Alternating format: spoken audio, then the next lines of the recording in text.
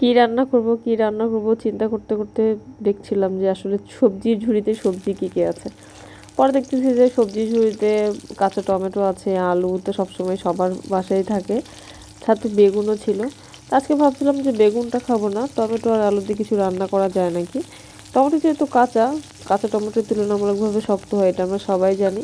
তো ভাবছিলাম যে টমেটো আর আলু কুচি করে ভাজি করি। কখনো অবশ্যই এভাবে রান্না করা হয় নাই, কারণ আমি তো পাকা রাঁধুনি না। আমি তো আগেই বলে দিচ্ছি যে আমি ঠিকমতো রান্না পারি না আর কি। যেটুকু পারি আলহামদুলিল্লাহ আমি খেতে পারি।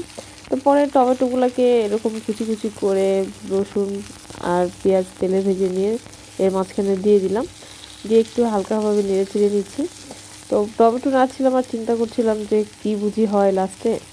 পরে একটা আলু কুচি করে দিছি, একটাই জাস্ট আলু নিছি, এটাকে কুচি করে দিলাম যেন তাড়াতাড়ি সেদ্ধ হয়। টমেটোটা যেহেতু খুব তাড়াতাড়ি সেদ্ধ হয়ে যাবে, টমেটো তো খুব নরম হয়ে যাবে একটু পরেই, তো আলুও যেন তার সাথেই সেদ্ধ হয়ে যায়, এই জন্য একটু কুচি কুচি করে দিয়ে দিলাম। তো পরে এ তরকারিটা যতক্ষণ থেকে নাড়ছিলাম চিন্তা করছিলাম যে আদৌ কি আজকে আমার রান্নাটা হবে না কি হবে, আল্লাহই জানে। আল্লাহ আল্লাহ করতে করতে এখানে গুঁড়ামরিচ দিলাম, গুঁড়ামরিচের কালারগুলো একদম ফ্যাকাশে, কেন জানি না এরকম। পরে এখানে লবণ দিয়ে দিলাম, তার সাথে হলুদ দিয়ে এগুলাকে আবার ভালোভাবে একটু মিক্স করে নিচ্ছিলাম আর কি। তো এগুলোকে জাস্ট মানে পানি ছাড়া রান্না করব। তরকারি ধোয়ার সময় যেটুকু আসলে পানি আসে ওই পানিটুকুই দিয়ে দিচ্ছি, তাছাড়া এক্সট্রা কোনো পানি অ্যাড করি নাই। কারণ এক্সট্রা পানি অ্যাড করলে তো এগুলো ঘেটে ফুটে যাবে, আর আমি চাচ্ছিলাম না যেটা ঘাটা হোক। যদিও ফার্স্ট টাইম রান্না করছি এভাবে, জীবনের প্রথম এভাবে রান্না করছি, কোনো দিন এভাবে টমেটো আলু ভাজি করি নাই। তবে বেশ ভালোই হয়েছিল খেতে, এক্সপেকটেশনের থেকে অনেক বেশি পেয়েছিলাম আর কি। তো পরে এগুলোকে ভালোভাবে মিক্স করে একটু নেড়ে চেড়ে দিচ্ছিলাম আর কি। আর মাঝে মাঝে দেখছিলাম যে তেলটা কি আরও দিতে হবে কিনা, করতেছি না তেল অ্যাজ ইউজুয়াল আমি বেশিই খাই।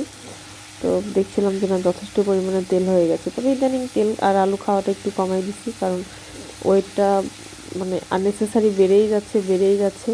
খাবার তেমন খাওয়া হচ্ছে না, কিন্তু ফুড হ্যাবিটটা চেঞ্জ করতে পারছি না, এই জন্য এই অবস্থা আর কি।